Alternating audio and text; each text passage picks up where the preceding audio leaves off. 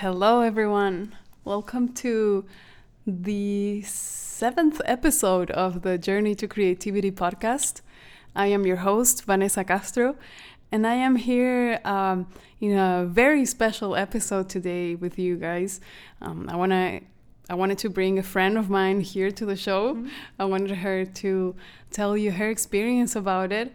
As I was saying in the previous episode, I want to bring many artists, creatives, actively creative people, or not very actively, who are trying to discover it yet, who come here and share their experiences with you guys as well. Not just so you don't have only my experience as a reference, but you know that we are many. There's so many of us.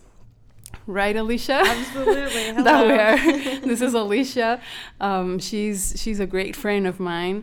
She's an artist. She's a writer. She loves art. We've painted together even. Yes. She supports so much the art scene in the city, and she's currently working at the Jack Singer, right? Mm-hmm. Yeah. And she's, of course, on a journey to discover herself, to find her creativity and let it flourish, right? Absolutely. Yep. So yes, I've been telling you guys about the beginning of a creative cluster that started about 2 months ago, and she is one of the members of this group. So Alycia, how did this begin? What would you like to share about this? This was something that we started talking about around somewhere in this year, right? I think it was April. We started talking about it. We went to a Haven party, and you and Mina were talking, and you had mentioned this book that you were reading by Julia Cameron called The Artist's Way. And it was really funny because we were all kind of talking about, before you'd mentioned this book, talking about how we all wanted to be more creative and we wanted to be more open. And we really felt like we were, observers of the art scene in Calgary and huge supporters of it. But we really want to get in the arena. We want to get in there. And we were all kind of afraid to do that. And so you had come across this book and you'd finished it, the 12-week process. And you mentioned it to me and Nina. And we were both very excited and very intrigued, and I think the best part of it has been that we have come together, and we're not just alone and isolated, depraved artists, but we're actually you have the same feelings I have, and we're all kind of in the same position. And so even though the cluster's the three of us, I mean, what it has done has shown me that we're actually much bigger than that. We're part of a root system of many people who are also feeling this process, and that's so deep. All kinds of people, and a root system. That's so deep. It's like we're not, and this is something that I repeat a lot on this podcast, is that you're not alone. You're not alone in this. And what Alicia's saying here is super deep. It's like we're basically the result of a system, a society that is telling us what to do, is telling us what we should be doing with our life, and not what we desire, really, right? Absolutely, yeah. So that's amazing. So would you say was your main, or not, I don't know if one main motivation or the main motivations that made you be like, yes, you know what, I have to do this, we have to do this, let's do it, let's just start it, I want it, I can't wait. What was that? I feel like there was a couple motivations. I know for one of them, for me, and this comes up in the Julia Cameron book, The Artist's Way, actually, but it was definitely something I'd been thinking about before. And a huge part of the motivation for starting this process and being open to creativity and actually opening myself up to it and the vulnerability of it has been the fact that, I want to honor my childhood. She mentions the inner child. And your inner child, and how you have to mother it, and you have to be honest to it, and you have to be kind to it, and you have to let it indulge itself a little bit. Yes. And I feel like, as a 25-year-old young woman, I have, been in school for a long time, and I have done the education route, and I have done those things, but I have definitely held back from allowing myself to create openly. And I've definitely fallen into the trap, like you were saying, with society and stuff, that, maybe I need to be productive with my art if I indulge in it. I need to be talented to begin with in order to start. I need to have the money or the resources and the time to even get better at all. Otherwise, why bother? And so, the adult side of me has been saying this narrative for a very long time. And so when this book came about and this process came about, I was just like, yeah, I want to honor that inner child in me that's sort of always been there. And that's like, I want to be loud. I want to make music. I want to sing. I want to feel like I can dance. And I don't want people to judge me or think that I'm, incapable of doing hard work or intelligent work because I am creative. So true. Yeah. The myth. The myth, right? And so, that was definitely a huge motivation for me, is just, honoring the child that, I can count all the years of my childhood where I just wanted to do something. And I've dabbled, but it's, Brene Brown says it best. Like, if you're not in the arena, then it doesn't really matter. And so I've been a huge supporter. I clap loudly on the sidelines. I cheer loud, but I definitely feel like I'm at a point where I want to take a risk. I'm willing to take a hit. I'm willing to put something out there. And, actually the other motivation for that has also been, being around people who do put themselves in the arena. Like you and I have both seen so many people in the city who put themselves out there. It's a small group of people who are really creative and really concentrated and network together like a root system. But, I want to honor the people that I've been inspired by. And I want to get in the arena and rub shoulders and be like, you know what, like today was a good day or today was a bad day, but it doesn't matter because we're still creating. And that is definitely like the vibes that I have been, blessed with and shared and been exposed to by others. And, as a creative who hasn't fully put themselves out there yet, I've never once been told by anybody in this community, you can't do it. You don't have the guts. You know, I've definitely had people kind of be like, when are you getting up there? But nobody has told me, I don't believe you'll do it. I don't think you can do it. You're not capable. You're not talented. Because everybody who's put themselves through it knows the humility and the integrity and the honesty you have to do it. And so the other motivation is just allowing myself to be a fully rounded person in those regards and respects as well.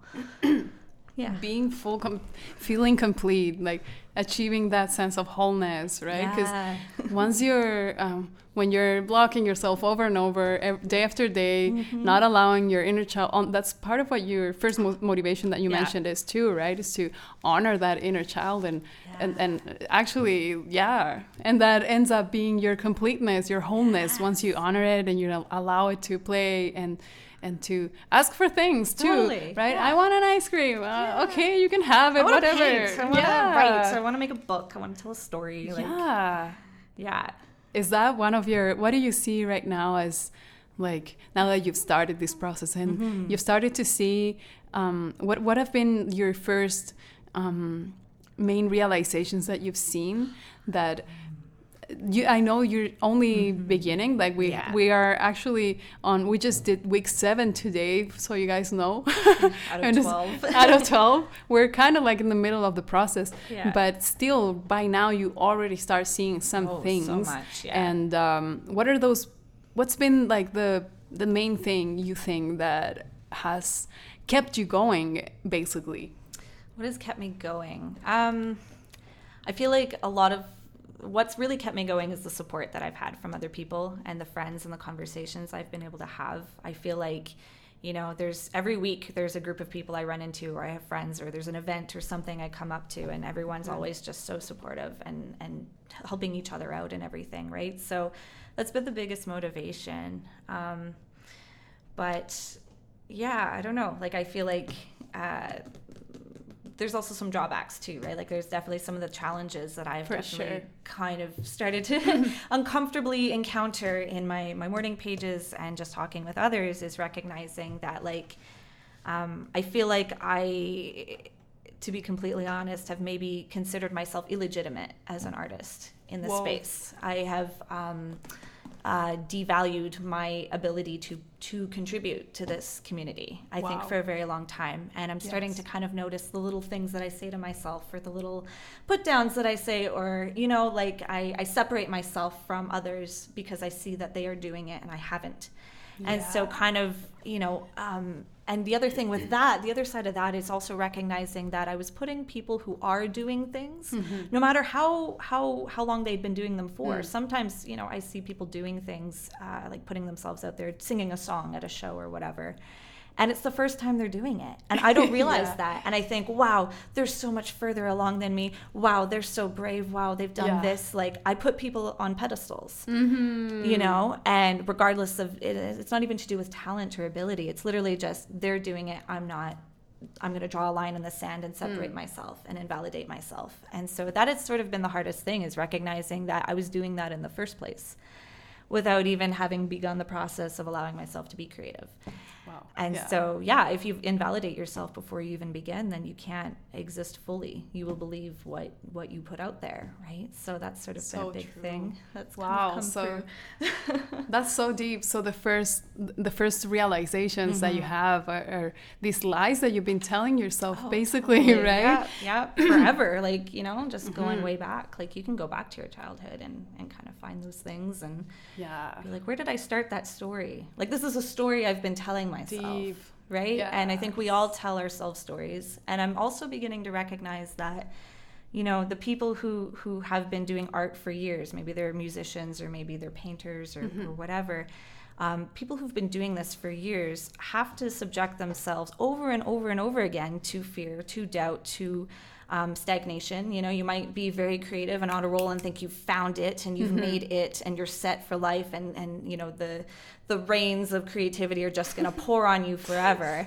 You just have to open your mouth to the heavens and it'll all just come in and you'll be fine and you'll be full and complete. But I'm recognizing, like, this is an ongoing process for all artists, and you're always relearning, you're always cycling through, you're always having to, you know, and you're getting older and time is going on and you're having new experiences. So that affects your art, that affects you as a person. And so I also thought that once I started this process that it's almost like I believed I could complete being an artist. Like, I could fully check it off, be like, I am an artist, now done. I am. You know, and I'm starting to recognize, like, whether you dabble and you write things on sticky notes, or whether you produce a film and you put it out there, like, regardless of what you're doing, you are an artist if you have those tendencies and you want to do those things. It's just giving into it, I think, a little bit. Whole bunch of lies that we tell ourselves, between telling yourself negative things that you can't do it, that you're too whatever, old, young, right? This and that, comparing yourself, putting people in pedestals, thinking that there's like a huge wall between me and them, and like, I'm never gonna get there because it's so far and it's so that's so deep. Right? And also just the fact of, like, playing the should have game. We can should ourselves to death. You know what I mean? Yes. We could be like, I should have done this 4 years ago, or I should have. And I think part of why I kind of maybe took a little longer than I needed to, because I was very aware of these things, I think maybe a year ago. But why I've taken this long, I think, was just that, I felt a little bit of guilt and I felt a little bit of shame towards myself for not honoring myself. And then having to learn how to do that now and feeling like I was behind. And, like, if I start this process, I'll just regret not having done it sooner. And so it's kind of ironic, but I put it off even further just because of that. And, you know, diving in has actually been the best thing to do, you know, like having a friend say, like, come to Cypher Club or come to this thing I'm doing, or do you want to get on stage and do backup vocals? And I'm like, I don't know if I can sing, but I'm going to do it. And just saying yes, it has been the biggest thing. And, you know, I am so blessed and so grateful that there are so many people in the city who are, if you're just willing to try, or you say the words, I want to do this thing, there is always somebody turning around and being like, I'm doing this thing. Do you want to come? Or do you want to jump in? Or do you want to join? And, you know, it's, on the one hand, that is a huge blessing. And on the other hand, the part of me that's sort of been hesitating wants to say no sometimes, because it's like, here's the opportunity. You have to jump in and say yes and face it. And maybe that's also why I held back a little bit, was knowing that I would have to honor myself, but I would also have to face myself to honor myself and my fear, and in front of others, right? Like, in front of your friends, in front of your peers, in front of the people you respect, right? But I'm definitely also recognizing that it's not the end product that is the most important thing. It's actually the process. And usually that process involves other creatives and other people anyway. And it's very important when you're in those space to honor the vibe and to really bring the vibe and to be trusting, and because everybody's nervous and everyone's intimidated, and so you really have to not go in with an ego. I feel like I have spent most of this time denying my inner child. I have also been listening to my ego. Totally. And my ego has done all the speaking for me and has done all of the storytelling for me and has, taken hold of my identity for a very long time. Damn. And so I'm kind of stripping that away. And part of that process too is recognizing you don't really know what's under there. You start to strip away your jealousy, your shame, your fear, the past, your history, all this stuff, and you strip and you strip and you strip, and you come down and you're like, hey, there's this tiny little bubbling fire that I want to spark and ignite and explode. Yes. But yeah, right, like bring it out. But I have to go through every skin layer and remind myself, okay, I have denied myself through all of these doors, and now I have to slowly open them and strip. And it's a little bit nerve-wracking because I think in the process of where we're at with Nina right now in this book, week 7, I kind of feel like I'm a little bit empty in some ways. Like, yes, there's been so much breakthrough and so much excitement and so much creativity, and I'm saying yes to things, and I'm going out and I'm like writing more, and I have these bursts of creativity, and I'm honest with myself, and it feels so empowering. But there's also this underlayer of realizing, I didn't nurture and build up that inner artist for a long time. And so her what's the word? Like, her vault is empty. Yeah. And when I hear people talking about creativity, and they talk about art especially, they say you have to top off your cup. You have to fill your cup up with artistic idea and with creativity and with energy and with all of these things through exposure. And then you will bubble over. And the excess is actually where art comes from. And that's where the creativity comes from. And where you can create as an artist and not feel depleted. And sometimes as artists, if we're depleted, it's because we haven't filled our cup. And so for me, it's recognizing that there's a history tied to me not knowing how to fill my cup. Yes. But I think that's, for me, is also part of just growing up. It's recognizing things like, you have to do your dishes, you have to pay your bills, you have to fill your artist cup. It's like mental health. It's mental health, and it actually is. Like, this plays a huge part in mental health, like in going through depression, anxiety, and kind of unveiling some of, just my history as a child and all of these things. Recognizing just like I have told myself certain things for a very long time because of it. And so, just sort of unveiling those things, I guess, is important. Wow, it's so important. And it's actually, it's the first part of the process, like what you were saying. Is opening one door, opening another door, and you don't actually know where this is leading. Totally. And you don't know what you're finding, right? It's like, oh my God, holy shit. I didn't know. Right. I had so much envy within my soul. I didn't know my inner child was so angry and so upset and so sad and neglected and alone and ignored and right? Yep. That's totally like the tone, I would say, when I started on my own with the book first. That's totally how I felt. I was like, oh my God, all this shit here.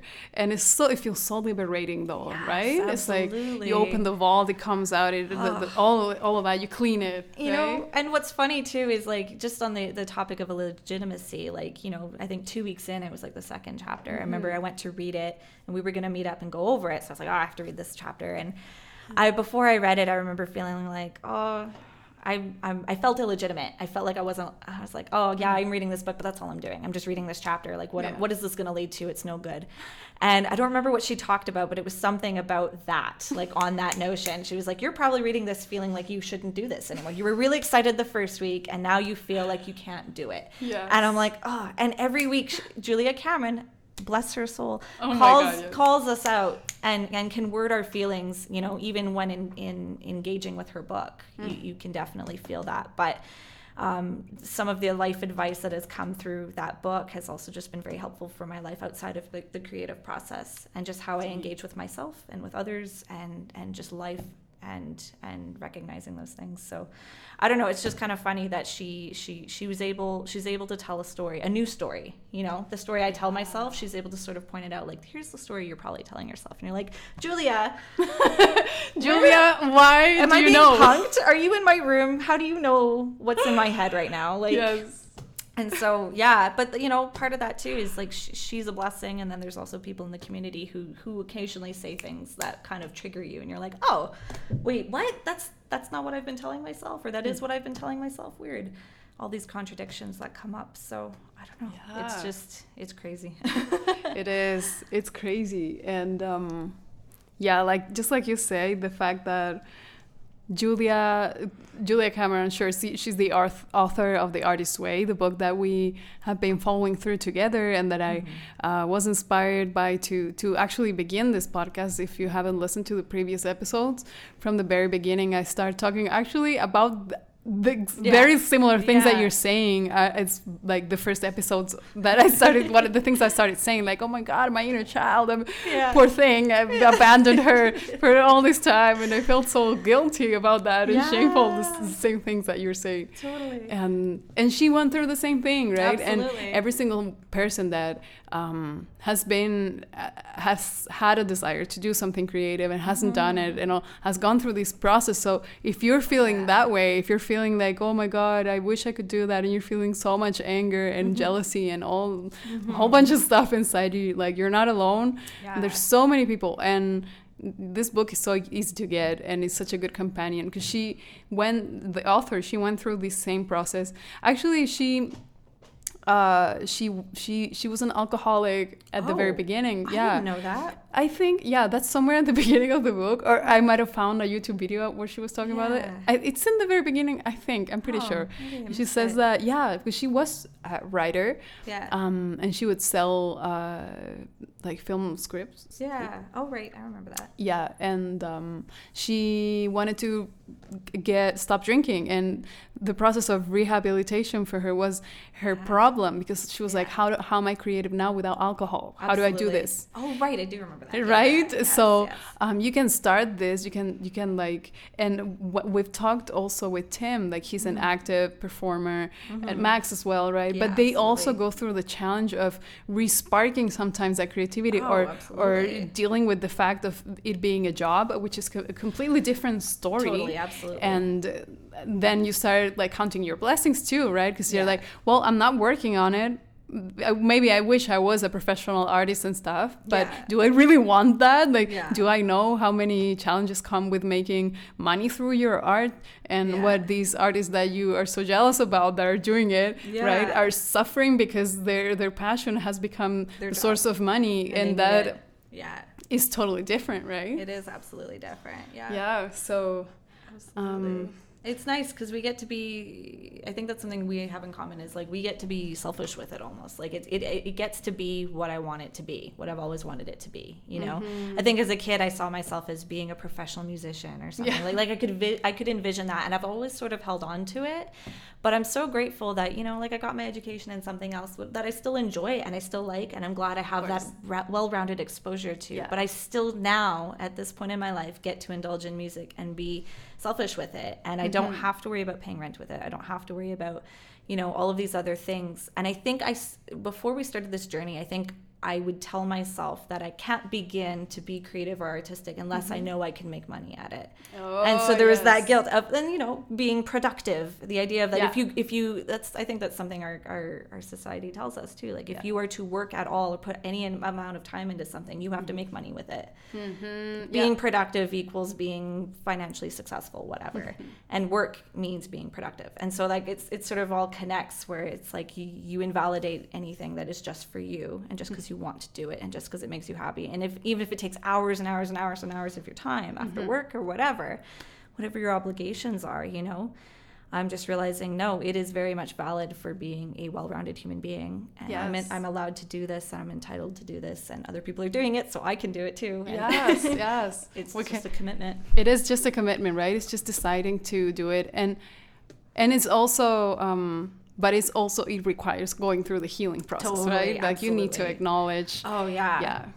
And I feel like that's kind of where, you know, it can be a little bit nerve-wracking. I feel like sometimes I get caught up in wanting to talk about learning through the creative process and talk about learning through my fears instead of just doing my art. Totally. And then sometimes I just want to do the art, and I don't want to talk about the feelings I have when it comes to my fear or my jealousy or my all of these feelings that we kind of talk about in the books. So it's kind of funny. You flip-flop back and forth. But you know what? Like, I think that's part of learning and growing is just, you notice what you want to avoid and then you find an outlet for it. And then if you can acknowledge it the whole way through, then you'll be okay.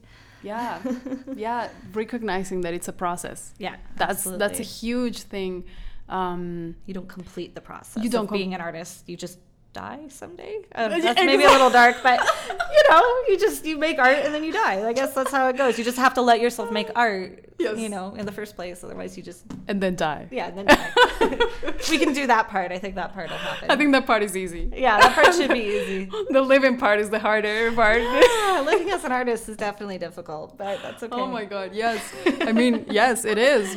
I mean, anyone who has an artist soul knows that, right? We're so intense. Yeah, and we dramatic. Feel so much. We have so much drama. So much drama. Right? Like, we write the best scripts. We just don't tell them out loud sometimes, I think. Right? Exactly. and somewhere in the book, I don't know if we've gotten to that part yet. I think we haven't. But Julia talks about how drama is something natural in an artist's life, kind of. Yeah, absolutely. But not in your life. Like that drama is not meant to be thrown at the people that are around you and at painting your life as a fucking tragedy. Yeah. It's meant to go to art. Like, and on that note, exactly, like I feel like I've definitely I have this unfettered, like this feeling of, I need to get my art out and I need to put this energy out, and sometimes it turns into drama with other people because I'm invalidating my ability to make art. So then instead of doing that, I just feel like dramatic in social spaces or other artist spaces because I feel like I am defending myself. But I'm also recognizing that's because I'm trying to defend my excuses and my fear. Totally. And I'm not tapping into my fear. And what she's actually saying is like, you need to use that drama, that feeling, that fear, whatever, and put it into your art. And then that's where you will feel that like that release. And, I think that peace will come. Yes. Yeah. Absolutely. And slowly, little by little, those little steps, those little acts, that 10 minutes of creativity, right? That small little space of time that you find to improvise a melody or to write a little poem or to make a mini watercolor of something. And it's so fulfilling to do it, right? Yeah. Well, and to recognize that, like you said, like 10 minutes. 10 minutes is... You can do so much with 10 minutes. And I think I used to invalidate, that too. Like if I had 10 minutes, I'd be like, it's only 10 minutes. I can't do anything. And I'd be like, I need 10 hours of time to do this thing, to start this thing that I'm going to do. To compose a symphony. Yeah. And I haven't even, I'm learning chords and I don't even, so it's like, okay, you can't think you can complete this learning process in one go. I'm definitely recognizing every week I feel like I have to learn this lesson over and over again, which is kind of funny. Like comes up in my pages and stuff. Like, writing is really good for me. And acknowledging these feelings is really good for me. And then, taking 10 minutes to write something down is really good. And then there are other days where I'm just like, I don't have that time. I can't do that. It's not useful. And then every time I give into it, you can fly on this high for like 3 days. Right. Even just 10 minutes of work, even if it's 3 days later, you feel good about it. And you're like, oh man, like, so if you do it every day, it's so powerful. It is so amazing. Guys, please just do this. Listen to Alicia's words. She's here, so excited to be here. She was actually we were coming here and she was like, I can't believe I am nervous, but I'm telling myself I'm excited. And I'm still doing it and it works. Yeah, it works. We were talking about that, right? Yeah. How excitement is actually... You can transmute that, like alchemize that same fear and turn it into excitement, and it feels exactly the same. The adrenaline, your heart, the breath, the sweating, everything is shaking hands. All of that is the same feeling. And as I was saying in the previous episode, I was talking about courage and the courage of showing up, of opening yourself and going to the community, of stepping up to the open mic or reading your poem or whatever. Just like that, having that courage is ultimately what people are thankful for. That is what and for.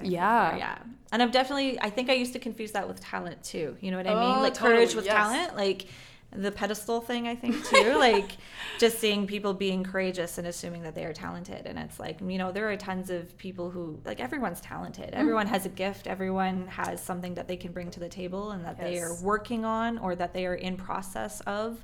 So just because you see someone present something doesn't mean that that is the final verdict of where they're at and all of these things. But where was I going with this point? But yeah, putting people on pedestals and kind of just realizing, like it takes a lot of courage to put yourself out there. Yeah. And what I've really seen from the community here is just like they're just grateful when they see someone get up. Totally, and yes. Just get up. Even if you say one word and you got up and everyone can tell you're nervous, but you said one word, everyone will cheer you on like you were Mariah Carey. Yes. And it doesn't matter. Like it's because that's what I've come to realize, that's what all the artists are really doing. It's not about the end result. It's not about the product. It's not about whether you do paintings or you do music or you do dance or whatever. It is literally just, it's literally just getting out there and getting in the arena. And that is where people will support you, because that is what everyone's afraid to do over and over and over again. Yes. And I think I also used to assume that people who are courageous are always courageous. And you're not always courageous. Some days you are and some days you're not. And it's just getting used to that feeling of giving into it, I think. And that's what we have to build as artists is being like, okay, I need to fill my cup. I'm going to do it anyway, even if I don't have the energy today, or I'm really nervous, or I put something out there last time and it didn't work out, or I got a bad opinion, or someone had a bad day and said something mean to me, and which is so rare. It's so rare, but when it does happen, it knocks you, right? Because you're like, I'm having a good day, I feel good, I'm hot, this is great, and then everyone's like, no, I don't like that, and you're like, oh, but this was everything to me. Oh my God, yes. But sometimes we find out that people just don't like some of the same things we do. Yeah. And you know what? You might create something artistically, and 2 months from now be like, I actually don't like it anymore. And so it doesn't matter. It doesn't matter. Get out there, get in the arena. Yes, get in the arena, and ultimately, and I want to maybe start ending with this idea that the fact that we are all artists we stand up and we applaud the person that is courageous and stands up and does it anyway, no matter nothing. Like no one cares if it's in key or not, or it rhymes or not. No one really cares about that. And sometimes it's not that no one will listen to actually what you're saying. It's not that. Sometimes we listen and we're like, wow, that was deep, and that's super. I don't know, but it's more than anything else is the feeling that you get from that person standing up and gives you courage, impulses you to do the same. Because ultimately what we all want is to nurture and create and keep this community alive. Absolutely. That's what we want. We want this community to stay alive. We want space for vulnerability, right? Yes, and for art and for to be able to express ourselves. And whether you're in the public or you're performing, the point is that this community, right? This scene, that we all want to keep it alive and Absolutely. To nurture it and to pass it on too. Like I really definitely feel an obligation. Like even though I am in some capacities a young artist, as in I'm starting to develop myself and I'm going to start putting myself out there, but I'm also finding I'm starting to get older and I'm starting to feel this pressure of I want to make sure I pass this on to somebody. I want to honor this process so I can, use my knowledge for good and pass this on to the next generation of people who are graduating high school, don't know what they're doing, want to be creative, might miss the next 6, 7, 10 years, 20 years, because some people miss decades. Yes. And, I definitely want to make sure that we get this out there, that we're just like, no, guys, come create. Like, this is something that everybody at any age should be doing. Yeah. All ages. Even Julia Cameron mentions that, she's had serious business people who could never have imagined doing morning pages, and they're in their 50s and, make lots of money and whatever, have done them and have found that they are so much happier and so much more creative and so much more successful.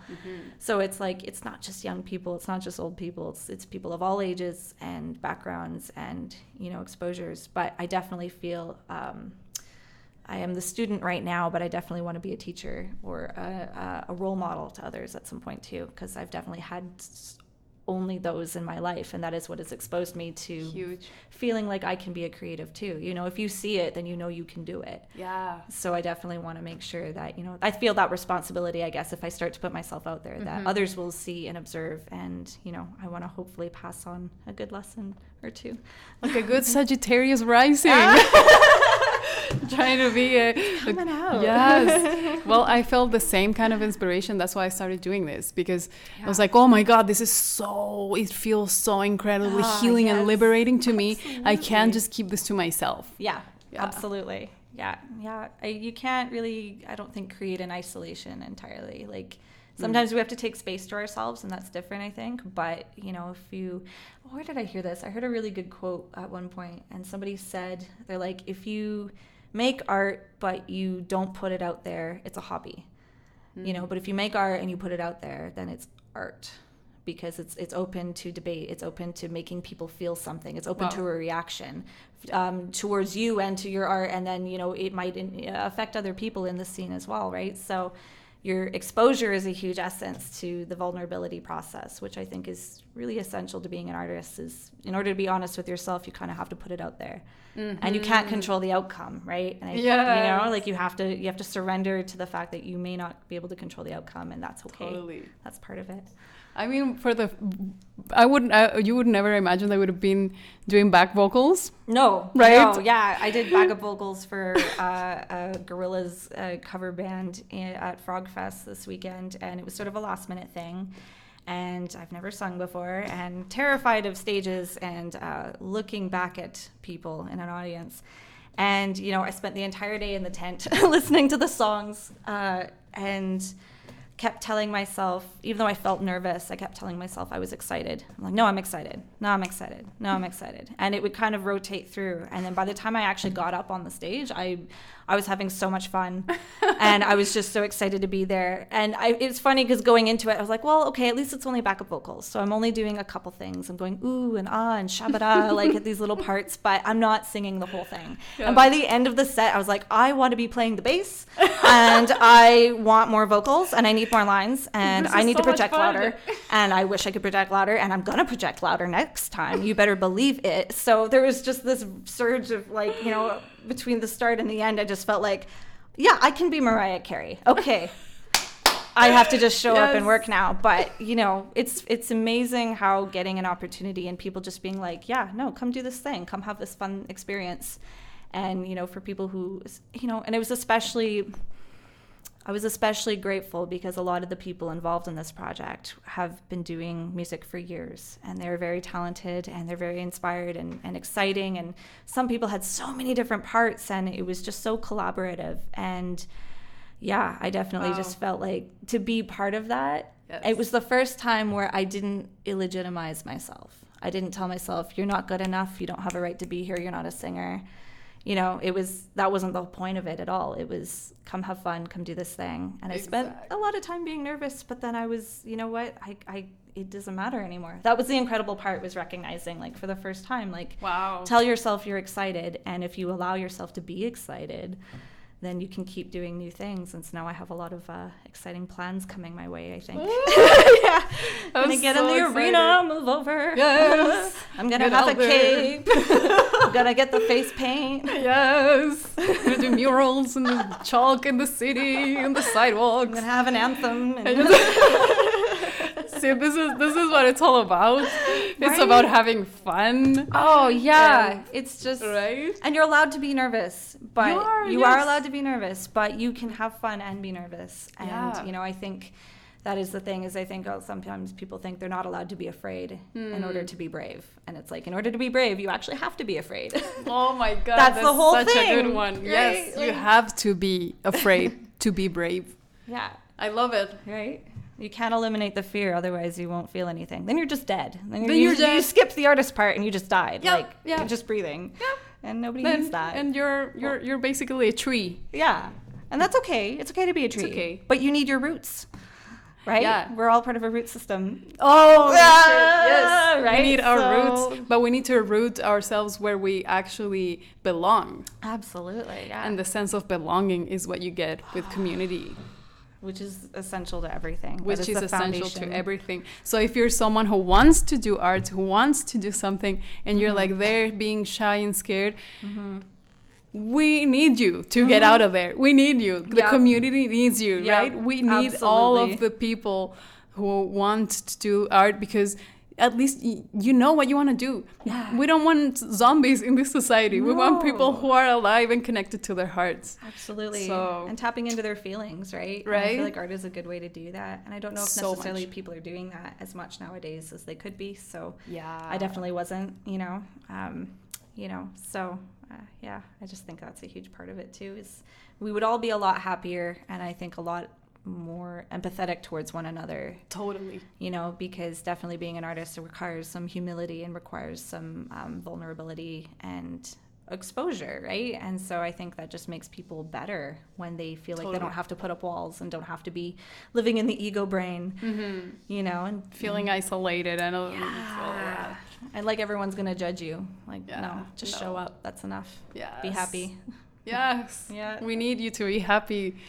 Yes. I'm so proud of you, Alycia. Thank you. I really am. And I'm so grateful for you and your exposure and your experiences that you've helped me with. You've been a huge blessing in my life. Thank you. You have been a huge blessing in mine.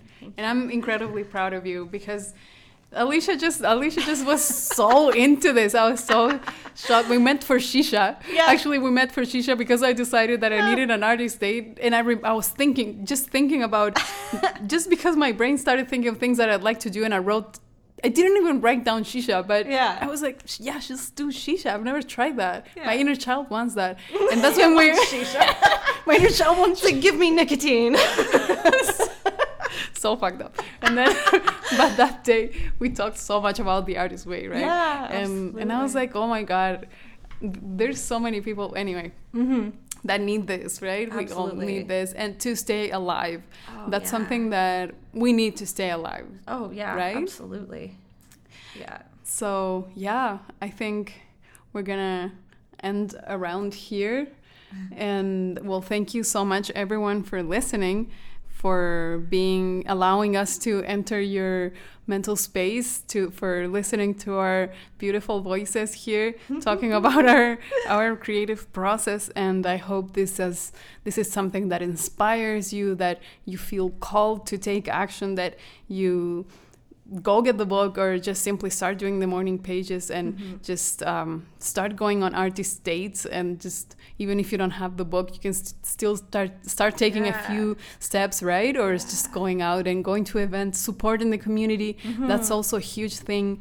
You are not out of this, you're not alone, and we want you in, so come join. Absolutely. And yeah, have and of course, if you like this episode, please give me a like, share it with people that maybe need to hear this as well, and I'll see you on the next one. Bye. Bye.